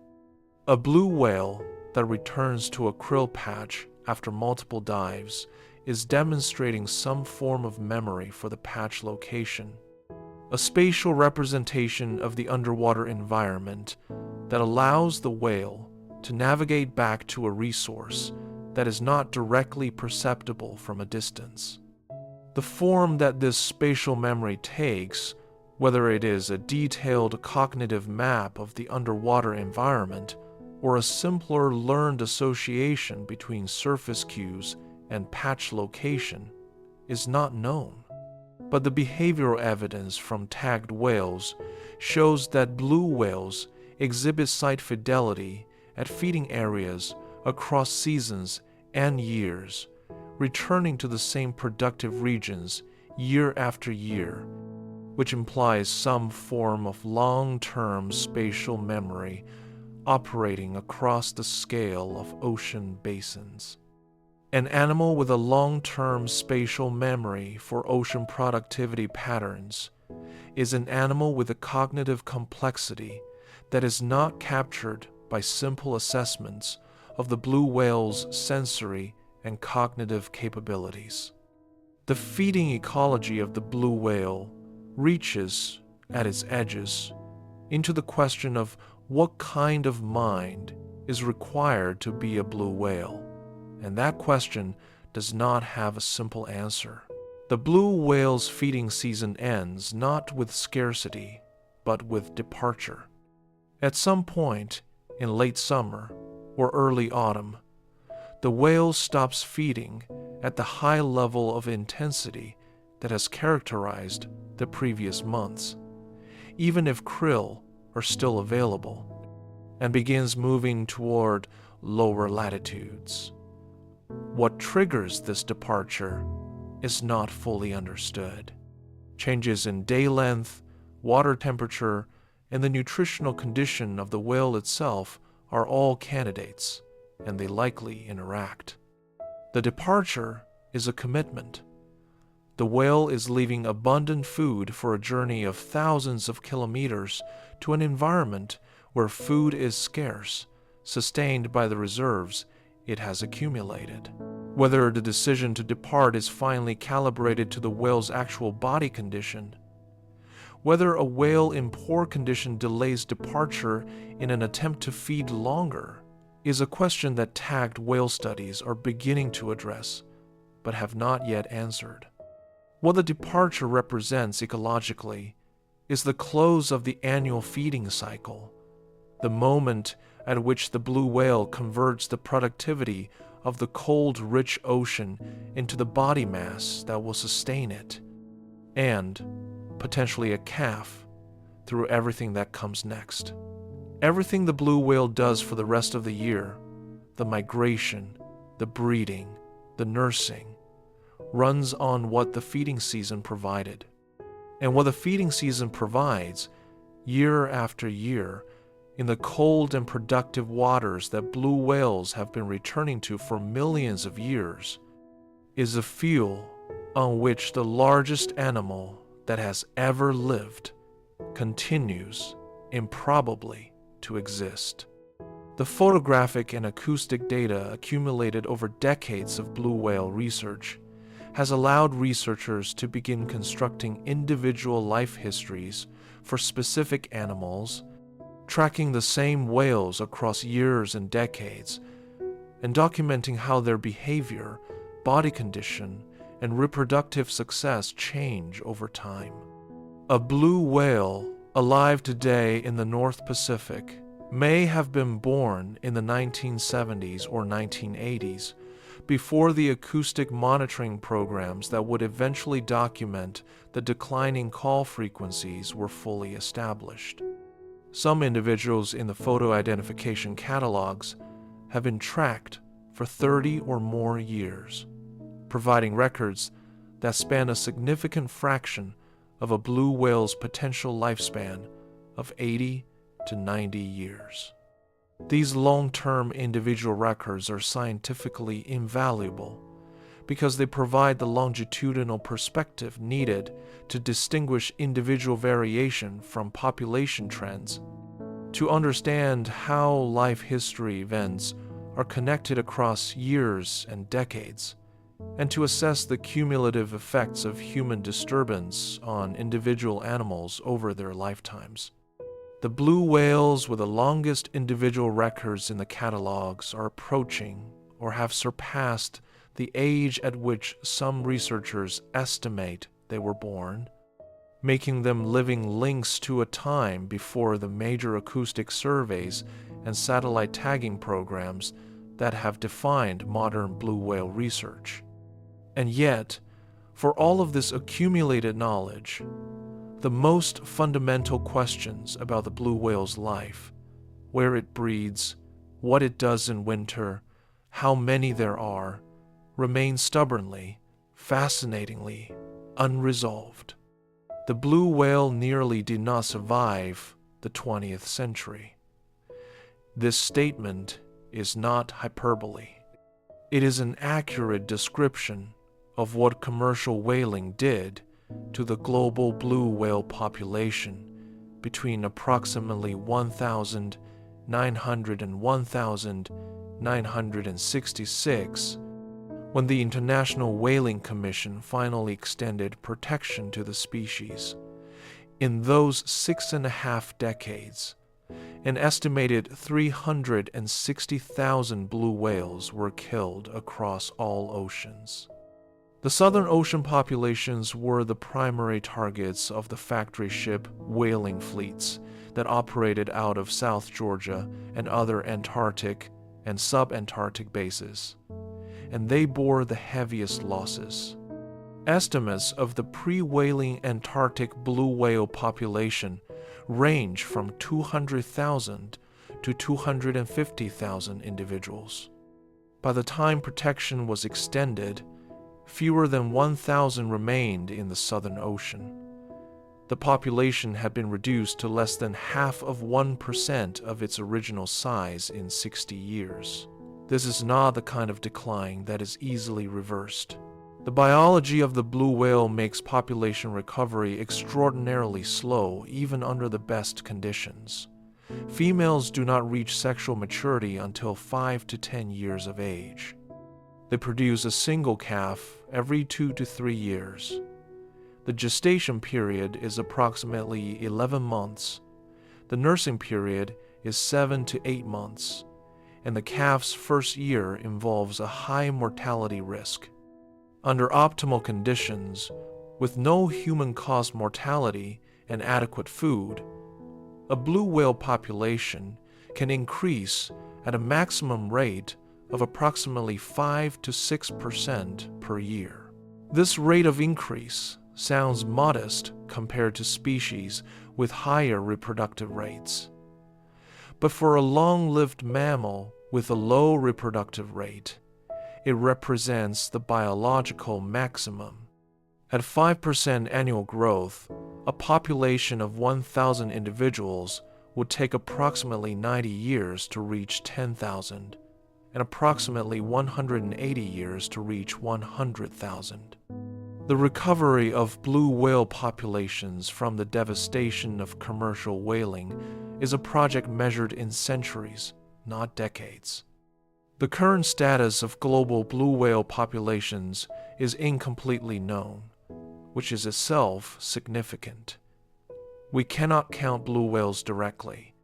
They are too large, too mobile, and too sparsely distributed across too vast an ocean for visual surveys to provide reliable global estimates.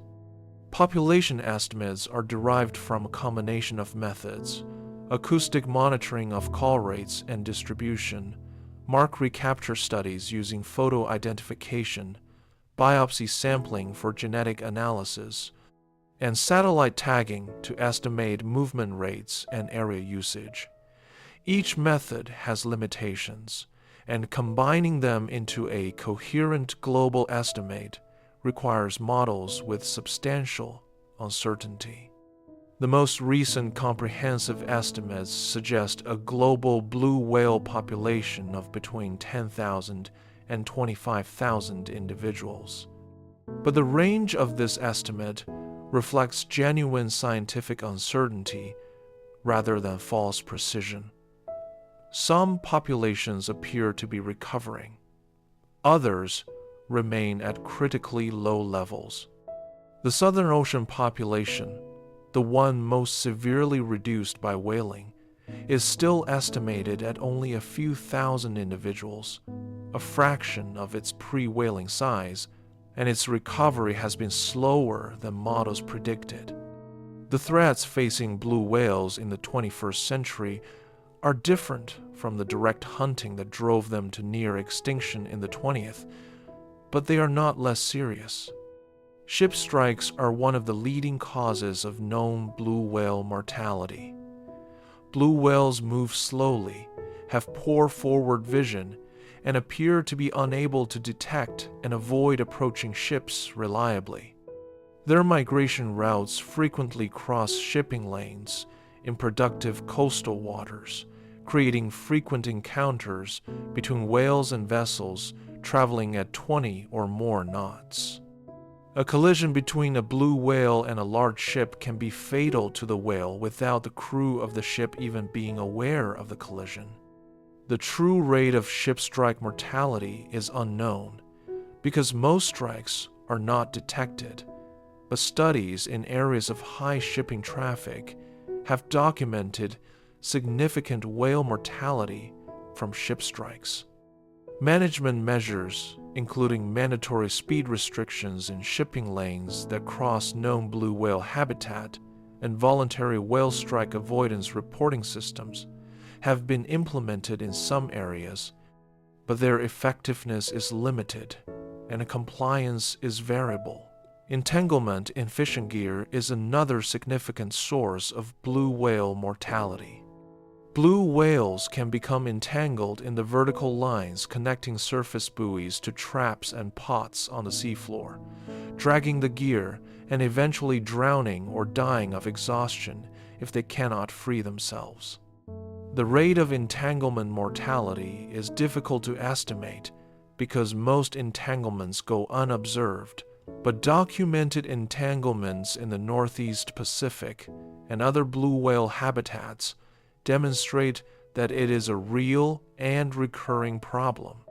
The development of ropeless fishing gear, which releases vertical lines only when the gear is being retrieved rather than leaving them in the water column continuously, offers a potential technical solution, but its widespread adoption faces economic and regulatory barriers. The acoustic environment that blue whales depend on for communication is being degraded by the increasing noise of commercial shipping, as noted in the discussion of their vocalizations. But the acoustic impacts of shipping are only one component of the human noise that blue whales encounter. Seismic air-gun surveys for oil and gas exploration produce some of the loudest sounds in the ocean, with source levels exceeding 260 decibels, orders of magnitude louder than shipping noise. These surveys are conducted in areas that overlap with blue whale habitat, including the productive feeding grounds of the Northeast Pacific and the breeding areas of the Southern Hemisphere. The behavioral responses of blue whales to air-gun noise, including cessation of calling and movement away from survey vessels, have been documented in several studies. Whether these behavioral responses constitute significant disruption to feeding, breeding, or communication is contested, but the possibility cannot be ruled out. Climate change represents the most pervasive and least controllable threat to blue whales in the coming century.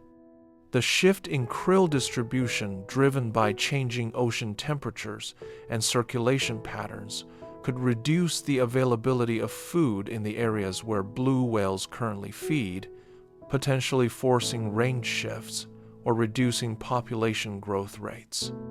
The warming of the Southern Ocean, which is both the primary feeding ground of the Antarctic blue whale population and the ocean system most sensitive to climate-driven changes, presents particular concern. Krill in the Southern Ocean are dependent on sea ice for their winter survival, sheltering under ice floes and feeding on the algae that grow on the ice underside. As sea ice extent declines, krill populations may decline with it, removing the food base that supports not only blue whales, but the entire Southern Ocean food web.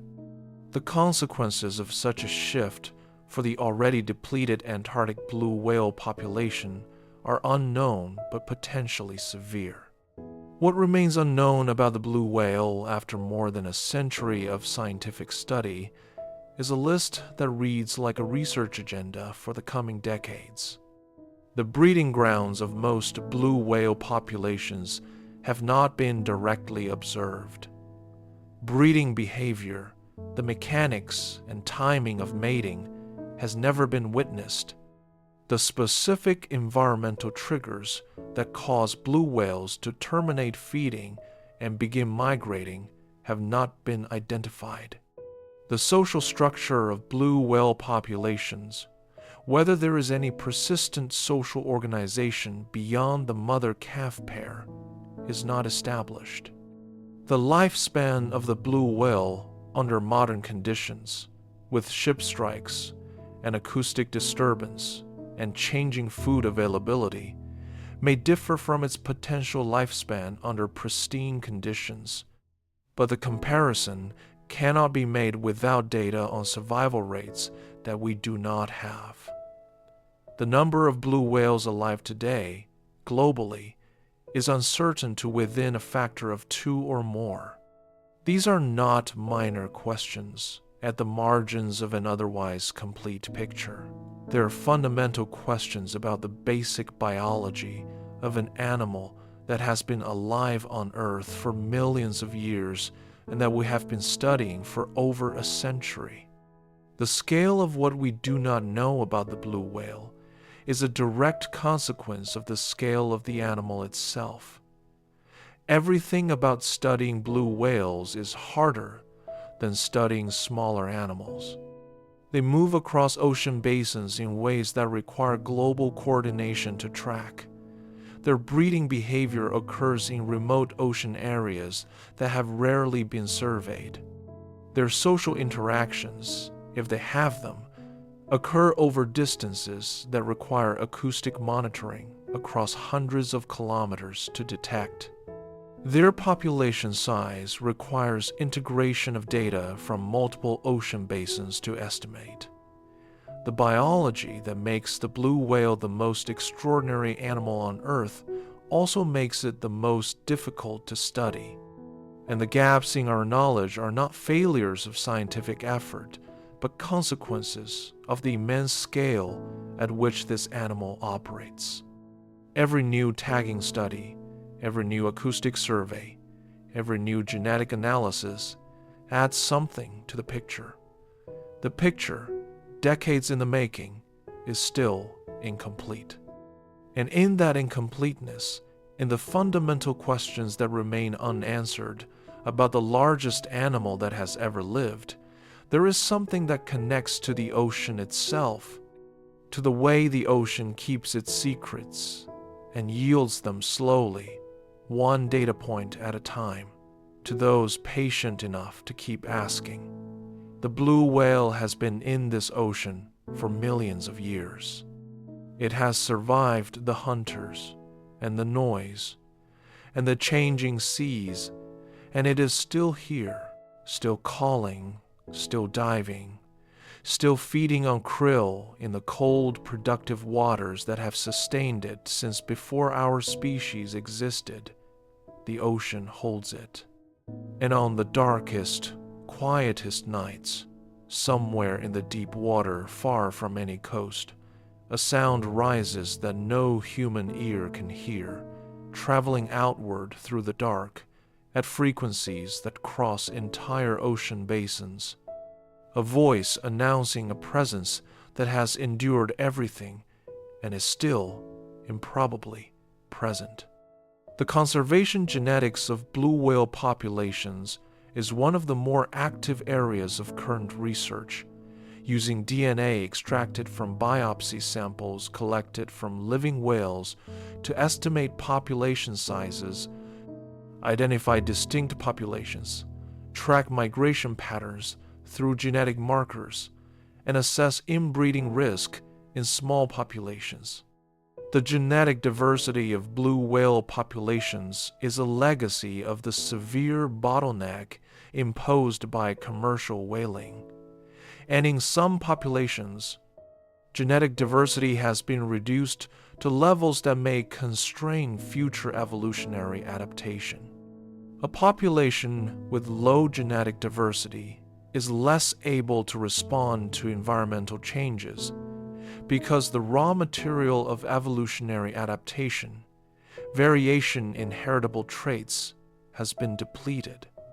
Whether blue whale populations have been genetically impoverished to a degree that will compromise their long-term viability is a question that conservation geneticists are actively investigating, with implications for how recovery targets are set and how different populations are managed. The strandings of blue whales on coastlines provide the most direct access to the anatomy and physiology of living animals, and they have been the source of much of what is known about the internal biology of the species. A stranded blue whale is a scientific opportunity as well as a tragedy. Researchers who can respond quickly to a stranding can collect tissue samples for genetic and toxicological analysis, measure the internal organs, examine the gut contents, assess the cause of death, and in some cases, deploy instruments to monitor the declining physiological state of an animal that cannot be saved. The data from strandings have contributed to the understanding of blue whale heart physiology, reproductive biology, and toxic contaminant burdens. The contaminant data are particularly concerning.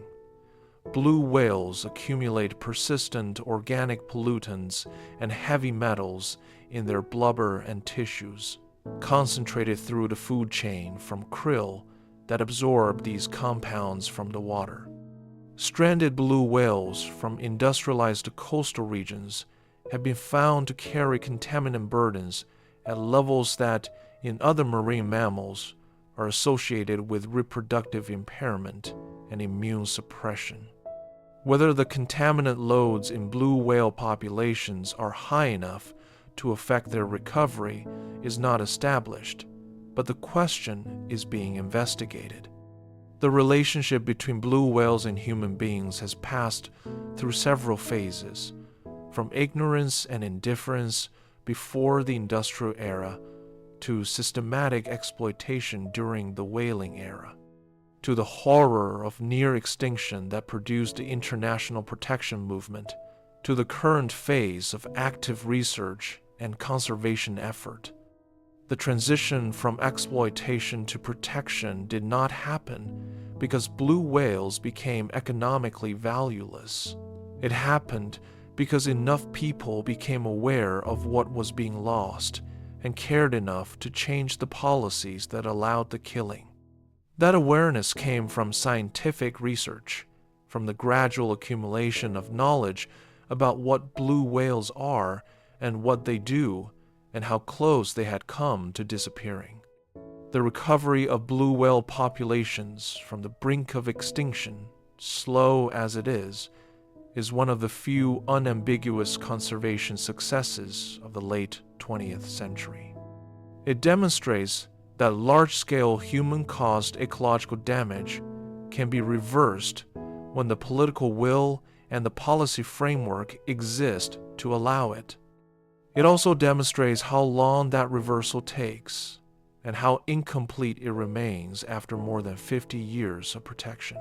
The blue whale as a scientific subject and the blue whale as a cultural symbol are two distinct things that have been difficult to separate since the species became famous in the 1970s and 1980s. The recordings of humpback whale songs, publicized in the 1970s, played a significant role in building public support for whale protection. And the blue whale, as the largest animal on Earth, became a symbol of what industrial exploitation could destroy. That symbolic role has been both useful and limiting. Useful because it generated the public support and political pressure that led to the international moratorium on commercial whaling. Limiting because it has sometimes reduced blue whales in public discourse to icons rather than organisms, objects of sentimental attachment rather than subjects of scientific inquiry. The actual biology of the blue whale, the 2 beat per minute heart rate, the declining call frequencies, the ventral pouch expanding to hold more water than the whale's own body volume, is more extraordinary than any symbol. The science is the story, and the science, after more than a century, is still being written. The population structure of blue whales, the question of how many distinct populations exist globally, and how much genetic and behavioral exchange occurs between them, has significant implications for both conservation and scientific understanding. The current evidence suggests that blue whales in different ocean basins constitute distinct populations with limited interchange based on the consistency of population-specific call types and the genetic differentiation observed between geographic groups.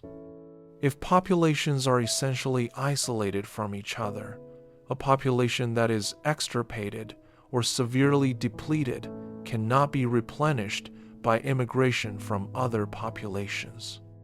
Each population must recover on its own reproductive output, which, at the biological maximum of 5 to 6% annual growth, is slow under any circumstances, and slower still if environmental conditions reduce reproductive success.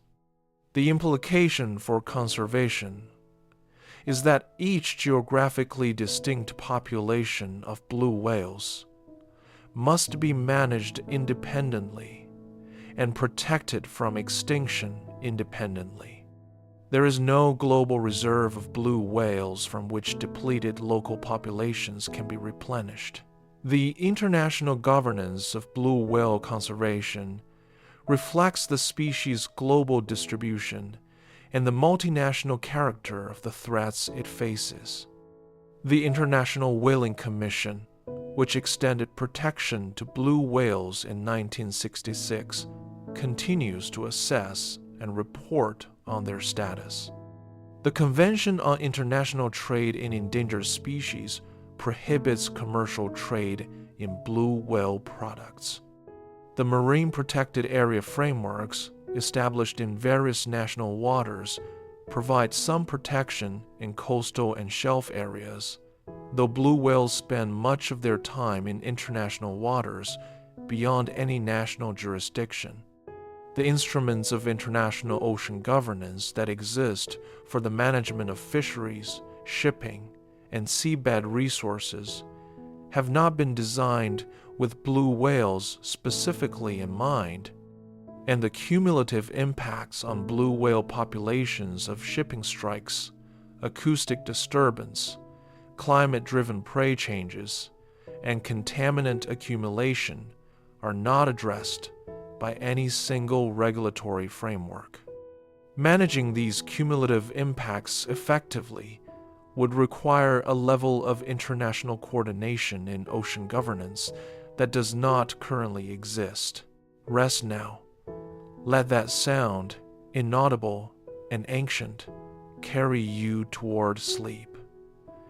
If this journey moved something in you, consider subscribing to Sleep on Deep. Every week, we descend a little further. The ocean is waiting.